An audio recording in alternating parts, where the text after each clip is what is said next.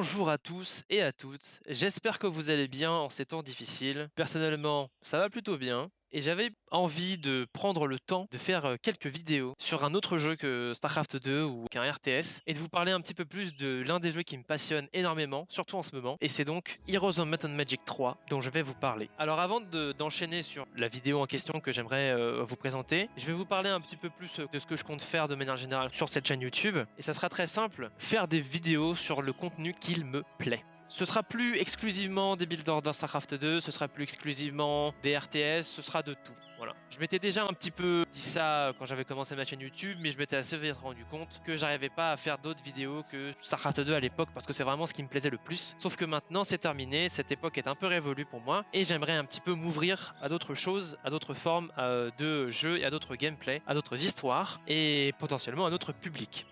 Rentrons un petit peu plus dans le cœur du sujet, Heroes 3. Je vais donc vous faire plusieurs vidéos sur non seulement mon point de vue, mais aussi un point de vue un peu plus objectif sur le ranking des unités. Je sais que c'est pas spécialement la meilleure des manières pour rentrer dans un univers, mais je pense m'adresser à une communauté qui s'y connaît un minimum déjà dans le jeu. Je ferai probablement plein de tutoriels pour les débutants et pour les gens qui sont un petit peu plus expérimentés. Mais en ce moment, ce qui me donne envie de faire cette vidéo, c'est véritablement de vous montrer un ranking, donc un compte des unités en termes de puissance, en termes de valeur et en termes d'intérêt. Donc rentrons dans le sujet en commençant par le castle. Alors le castle possède, donc le château, possède une unité de tier 1 plutôt puissante, puisqu'il s'agit respectivement du Pickman et du Halbardier. Le Pickman est une unité assez lente, mais néanmoins très tanky. De plus, il possède une capacité spéciale qui en fait l'immunise contre la joute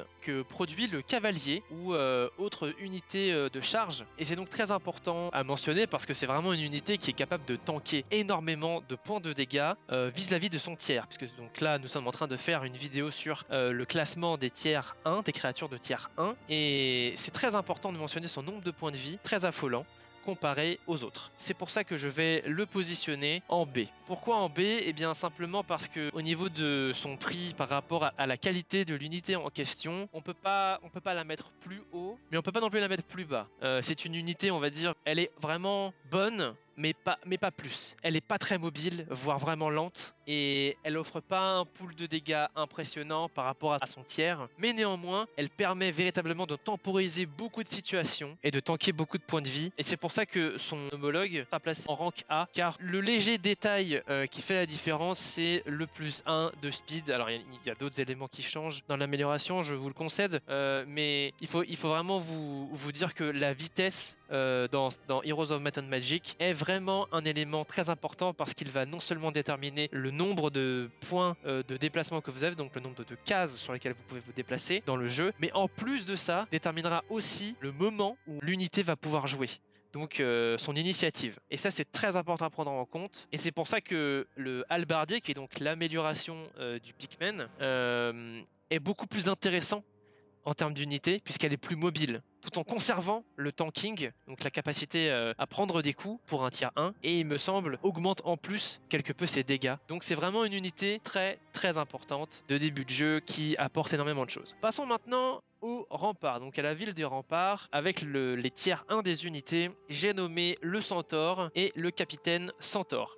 Alors pareil, je pense que le Centaure est une très bonne unité, car elle est très tanky, légèrement moins il me semble que le Pickman, mais néanmoins très tanky, pour le coup mobile. Et c'est ça qui fait toute la différence. C'est que le Centaure a 6 de speed, alors que le Picky n'en a que 4 et le Halbardier n'en a que 5. 6 étant un élément bien plus intéressant en début de jeu, puisqu'en fait, vous allez très rapidement vous rendre compte que vos unités de début de partie, vous avez envie qu'elles soient rapides, parce que vous avez envie d'utiliser des appâts pour appâter certains groupes d'unités armées quand vous allez vouloir commencer à farmer la carte, donc attaquer des monstres, etc. Et donc vous allez très rapidement vous rendre compte que la mobilité est extrêmement importante. C'est ce pourquoi je vais positionner ce Centaure en A. Pourquoi en A? Parce que il est quasiment aussi tanky que le Halbardier, et il est surtout aussi rapide, voire même plus rapide que le Halbardier, ce qui lui donne vraiment un champ d'action très important pour une unité de tier 1. Et enfin, le Capitaine Centaure, lui, fait partie des top tier unités, car il est encore plus rapide que le Centaure de manière générale, et donc cela lui offre vraiment un champ d'action monstrueux. Maintenant, passons aux Gremlins et aux Master Gremlins, donc dans la ville Tower, donc dans la tour, la 3e ville du jeu.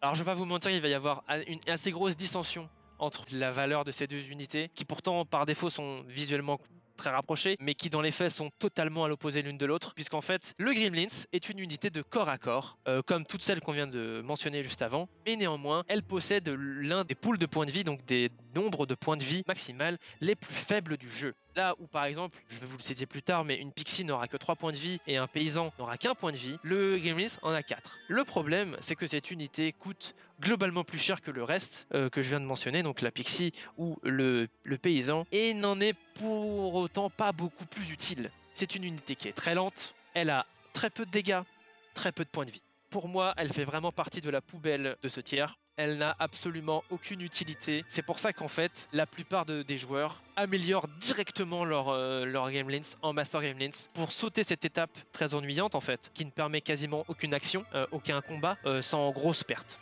Entrent en jeu maintenant les Master Gremlins qui, eux, contrairement au reste des unités précédemment citées, sont des unités qui tirent. Alors pour le coup, je me tâte entre le B et le A. Je vous explique pourquoi. C'est une unité qui a très peu de points de vie, qui a d'ailleurs le même nombre de points de vie que son homonyme, le Gremlins, mais le Master Gremlins, lui, il tire. C'est ça qui fait vraiment toute la différence, et c'est en ça que c'est une unité qui est très intéressante, parce que comme c'est une unité qui est globalement faible, en tout cas au niveau du Gremlins, c'est une unité qui sort en assez grand nombre, et même si elle est faible, même si elle ne fait pas énormément de dégâts, beaucoup d'unités qui font peu de dégâts valent généralement plus que très peu d'unités qui font beaucoup de dégâts. Ça dépend bien évidemment du tiers dont on parle, mais je préfère totalement avoir 100 Gremlins que 50 centaures ou que 50 capitaines centaures. Pourquoi? Parce que 100 Gremlins, ça vous permet de faire des combats sans perte. Mais le problème, c'est que comme cité précédemment, ça n'a pas énormément de points de vie, énormément de dégâts, même si bien évidemment en tirant on fait des dégâts sans soi-même en recevoir. Et c'est pour ça que je pense que cette unité a une valeur de rang A, mais vraiment, voilà, vraiment sur le bord, quoi, vraiment très collé au B. Passons maintenant à la ville Inferno, à la ville des démons, des diables. Nous avons donc ici respectivement l'Imp et le Familier. Et là, l'Imp, c'est un petit peu une unité qui va être assez difficile à placer. Pour moi, elle vaut largement un C et pas plus. J'ai pas envie de la positionner dans la catégorie D parce qu'elle a quand même plus de mobilité que le Gremlins. Néanmoins, elle n'a pas énormément plus de statistiques, elle apporte pas un DPS qui soit incroyable, et elle est très fragile. Donc, comparée au Pikmin, elle n'a absolument rien à voir. Vous voyez bien que les statistiques sont totalement différentes et que les points de vie ne sont pas là. Elle n'apporte pas beaucoup plus de DPS que le reste des unités précédemment citées. Elle fait donc partie d'une unité qu'on pourrait positionner en C ou en D, en fonction des points de vue. Pour moi, elle vaut maximum un C. Son amélioration, le Familier, lui, a quand même plus de mobilité, bien plus de mobilité, et c'est en ça que je me permets de la positionner en catégorie B. Elle apporte pas spécialement plus de statistiques, mais comme je vous l'ai dit, la mobilité est quelque chose d'extrêmement important dans ce jeu, puisque c'est un petit peu ça qui va déterminer qui joue en premier, et donc qui aura l'ascendant sur l'initiative du coup par rapport aux autres unités que l'on va rencontrer, ou simplement ce qui va aussi déterminer s'il va falloir plus de 2 ou de 3 tours pour arriver jusqu'aux archers que vous affrontez. Parce que bien évidemment, vous vous rendez compte qu'attaquer des archers avec des piquiers, ce n'est pas la même vie que d'attaquer des archers avec des centaures ou des capitaines centaures. Le capitaine centaure aura largement eu le temps de traverser le terrain en 2 tours, et donc n'aura eu le temps de prendre qu'un tir d'une unité de type archer, alors qu'un piquier, lui, va forcément devoir mettre beaucoup plus de temps, de mémoire ce sera au moins 4 ou 5 tours, avant d'arriver sur son ennemi, les archers, peu importe lesquels, et commencer à engager le combat. Donc bien évidemment, les pertes seront beaucoup plus grandes de manière générale dans les unités, pour les unités qui ont moins de mobilité. Maintenant, on ne prend pas que la mobilité en compte dans ce jeu, il y a aussi le tanking, ce que je vous ai expliqué, et la capacité à tirer. Passons maintenant aux squelettes, bien évidemment, de la nécropole, des morts vivants. Les squelettes sont assez durs à placer parce qu'en fait, ce sont des unités qui apparaissent assez facilement et en très grand nombre quand on joue mort-vivant, via une création dans la ville qui s'appelle l'ossuaire et qui permet de transformer n'importe quelle créature en squelette. Donc imaginez que vous avez 50 familiers, vous pouvez les mettre dans l'ossuaire et les transformer en squelettes. Et cette particularité vaut aux squelettes d'arriver en très grand nombre en combat. Maintenant, unitairement parlant, le squelette n'a quasiment rien à envier à personne, à part le fait qu'il soit impossible de l'aveugler, puisque c'est un mort-vivant. Donc c'est assez compliqué d'utiliser des sorts de feu sur lui, des sorts de contrôle de manière générale, à part Slow et Haste et Prayer, qui sont donc des sorts bénéfiques ou maléfiques qui posent problème à l'unité en question. Et c'est pour ça qu'en fait, pour moi, il n'y a pas vraiment de différence entre les deux. La seule chose qui diffère, c'est le point de mouvement et il me semble des statistiques défensives qui apparaissent sur donc les squelettons warrior, qui sont l'amélioration des squelettons. Ça n'amène pas l'unité à quelque chose de beaucoup plus intéressant. Je ne peux pas me permettre de la positionner dans les créatures de type A, mais ce serait mentir que de la positionner dans les créatures de type C, parce que au vu de la manière dont les choses se positionnent dans le jeu, il est clair que c'est une unité sur laquelle il faut compter, et surtout une unité qui est plus facile à ressusciter que les autres, de par le fait qu'elle est mort-vivante. Car je dois rappeler que les morts-vivants sont ramenés à la vie par le sort qui s'appelle Raise Dead, donc réanimation des corps, donc réanimation des morts vivants. Un sort qui coûte moins de mana que Résurrection, donc qui est le sort qui ressuscite les morts à la vie, donc les unités vivantes, et en plus de ça est d'un tiers inférieur en termes de sort. Et ça, c'est très important à prendre en compte parce qu'il y a énormément de stratégies basées sur le fait de récupérer ce sort pour pouvoir, une fois qu'on a ce sort, amasser un nombre de squelettes suffisamment grand et faire des très gros combats avec en les ressuscitant en permanence. Et c'est pour ça que cette unité, spécifiquement, est positionnée en B alors qu'elle mériterait très clairement d'être en C, voire même en D. Probablement, quand même pas en D, mais au moins en C. Tous ces éléments font qu'elle a plutôt sa place dans la catégorie B. Elle n'est pas suffisamment capable de faire de choses pour dépasser ce rank, mais elle est quand même suffisamment bien pour être jouée et utilisée, voire même entre parenthèses abusée à travers certains sorts. Maintenant, le troglodyte et l'infernal troglodyte de la ville du donjon. Ces deux unités ont la capacité de ne pas être pétrifiées et de ne pas être aveuglées, puisqu'ils sont, comme vous voyez bien, aveugles naturellement. Bon, ça ne les empêche pas de se déplacer et de foutre des tatanes à ceux qu'ils rencontrent, bien sûr. Néanmoins, ce sont des unités plutôt puissantes comparées aux autres. Là, vous voyez les statistiques à côté de moi, vous vous dites ouais, mais il dit peut-être un peu des conneries en fonction des statistiques. Il faut aussi prendre en compte d'autres éléments que je ne mentionne pas forcément tout le temps, qui sont le rapport de force et le rapport de nombre que l'on trouve dans le jeu en lui-même, puisque il y a certains héros qui commencent avec plein d'unités de type tier 1, tels que les troglodytes, tels que les imps, tels que les squelettes, même les gnolls. Il est donc assez difficile pour moi de vous faire la liste à chaque fois, d'expliquer dans telle situation, c'est possible d'abuser sur tel nombre d'unités, etc. Il est donc très important que vous vous renseigniez aussi en jouant vous-même ou en regardant des vidéos YouTube d'autres personnes ou même des live Twitch pour vous rendre compte que voilà, certaines unités sont rankées plus haut qu'elles ne devraient l'être en fonction de leurs statistiques. Et bien c'est parce qu'on peut les trouver de manière plus facile ou simplement se les approprier en plus grand nombre en début de partie. Ça aussi, ça a un très gros impact dans le ranking. Donc pour en revenir au troglodyte, ce sont des unités qui ne sont pas aveuglables ni pétrifiables. Et c'est déjà assez important pour les au moins positionner en rank C. C pour celle-là et B pour celle-là. Pourquoi? Parce qu'ils n'ont pas une mobilité très importante. Ils ont des dégâts relativement bons pour des unités tier 1 et des statistiques relativement bonnes. Un pool de points de vie plutôt moyen. Mais voilà, c'est tout. Ils n'ont pas plus pour eux. Ils n'ont pas la mobilité du Capitaine Centaure. Ils n'ont pas la capacité de tirer. Ils ont juste des dégâts, un grand nombre dans certains cas de figure, et voilà, leurs statistiques. Ils n'ont pas plus pour eux. Pour moi, ça dépasse pas ça. Ensuite, vient les gobelins et les hobgoblins de la ville du Bastion. Alors, ils n'ont pas particulièrement de capacité spéciale, et donc c'est pour ça que pour moi, le gobelin, ayant un mouvement de speed plutôt normal faible, mérite sa place aussi en B. Un pool de points de vie pas incroyable, des statistiques d'attaque et de défense qui sont pas au-dessus des autres. Pour moi, voilà, ça vaut un petit C. Par contre, le hobgoblin, lui, est à positionner en A parce que malgré ses statistiques qui ne sont pas spécialement incroyables, il a une très grosse mobilité et ça c'est assez important pour être positionné en A. Voilà, j'ai pas grand chose de plus à dire sur eux. On va passer à la suite et la suite c'est les gnolls et les gnolls maraudeurs de la forteresse. Et là pour le coup, j'ai vraiment du mal à les positionner. Parce que ce sont des unités qui sont lentes, même améliorées elles sont lentes, même avec des bonus donnés par le héros qui en est, entre parenthèses le maître, qui donc a des bonus avec ces créatures là, ils sont quand même lents. Ils atteignent très peu de cibles et ont très rarement l'opportunité de taper en premier dans des combats. Néanmoins, quand ils tapent, ils ont l'un des pools de dégâts, il me semble, les plus importants du jeu. Et c'est pour ça que je pense très sincèrement qu'ils ont leur place en C et en B respectivement. Passons aux Pixies et aux Sprites. Alors, ici nous parlons du Conflux, de la ville du Conflux.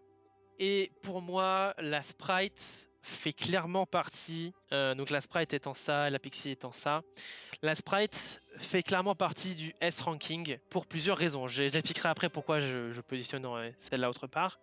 Pourquoi? Parce que cette unité, malgré le fait qu'elle ait le moins gros pool de points de vie du jeu entier, qui est de 3 points de vie, ce qui est vraiment très très peu, elle a l'un des movement speed les plus forts de toute la catégorie des tiers 1. Il me semble d'ailleurs que c'est le plus. Donc d'ailleurs on va la positionner ici. C'est pour ça que je me permets de la mettre vraiment dans le top. Pour cette raison, premièrement parce que c'est la plus rapide, et ensuite parce qu'on ne lui répond pas. Et le fait qu'on ne lui réponde pas permet énormément de moves dans des combats qu'on pourrait plutôt qualifier de, entre parenthèses, de triche, même si c'est juste une forme d'abus d'utilisation, une forme de, voilà, de technique qui peut permettre en fait de ne perdre aucune unité, ou alors très peu, en utilisant cette unité précisément. Elle a pas mal de dégâts, 1 à 3 c'est pas trop mal, elle a un énorme mouvement, évidemment elle est faible en termes de points de vie, et on ne lui répond pas. Et le fait qu'on ne lui réponde pas quand elle tape, c'est très important dans Heroes of Might and Magic 3, car la réponse, enfin ce que j'appelle la réponse, le retail en anglais, est une mécanique qu'il est important d'apprendre à maîtriser assez rapidement, car c'est quelque chose qui peut vous coûter très cher si vous attaquez une unité et qu'elle vous répond, avec entre parenthèses votre main stack, votre armée principale, votre unité principale. C'est en ça que la Sprite est très forte. Elle ne meurt jamais si elle est bien jouée.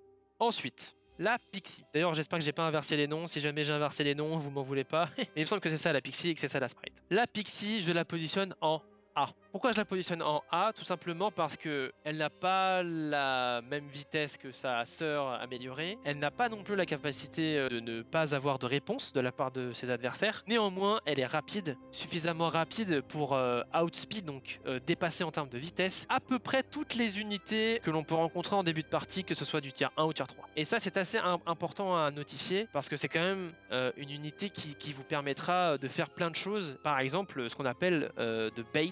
Un bait, donc d'appâter des groupes d'unités après elle en les faisant courir sur la carte pendant que d'autres unités à vous font le café en 1 contre 1 contre d'autres valeurs ennemies. Enfin, les unités neutres. Alors, le paysan que je positionnerai systématiquement en D puisque c'est quand même la pire unité du jeu par défaut. Malgré bien évidemment son faible prix, elle a le plus petit déplacement du jeu, d'ailleurs que le paysan partage avec les nains et avec les arbres, qui est de 3. Et un déplacement de 3, on va quand même pas se mentir, c'est sacrément lent. De plus, il n'a aucune statistique, dont un point de vie, ce qui est quand même sacrément ridicule. Pour moi, c'est la pire unité, et donc c'est probablement pour tout le monde d'ailleurs, la pire unité du jeu, il n'y a pas grand chose de plus à en dire. Maintenant, les halflings, donc les hobbits.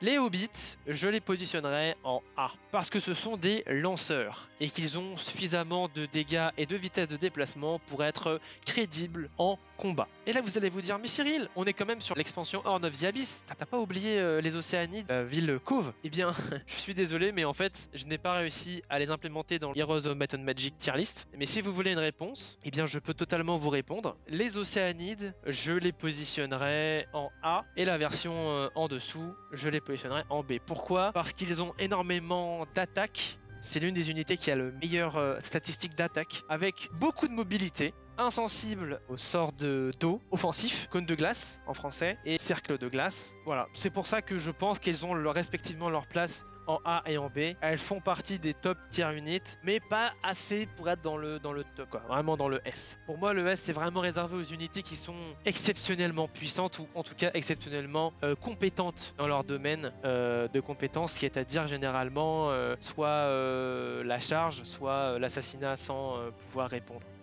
Bien évidemment, et je peux totalement me tromper, je peux totalement dire des bêtises. C'est un jeu qui est très complexe, avec énormément d'éléments à prendre en compte, et c'est pour ça que mon ranking n'est pas officiel et aussi n'est pas inchangeable. Et d'ailleurs de mon propre point de vue. Il est possible qu'avec le temps et l'expérience, ça peut changer, ça peut évoluer, et ça peut aussi évoluer avec les patchs, qui peuvent potentiellement modifier certaines unités, leurs compétences, etc. Maintenant que j'ai fait ce petit ranking, j'espère que eh bien, vous allez me répondre dans les commentaires ce que vous pensez, et bien évidemment me dire pourquoi est-ce que j'ai eu tort ou pourquoi est-ce que j'ai eu raison. Et n'hésitez pas à liker et partager sur tous vos réseaux la vidéo bien évidemment. Sur ce, je vous dis à la prochaine pour de nouvelles vidéos sur les tiers des unités de Heroes of Might and Magic.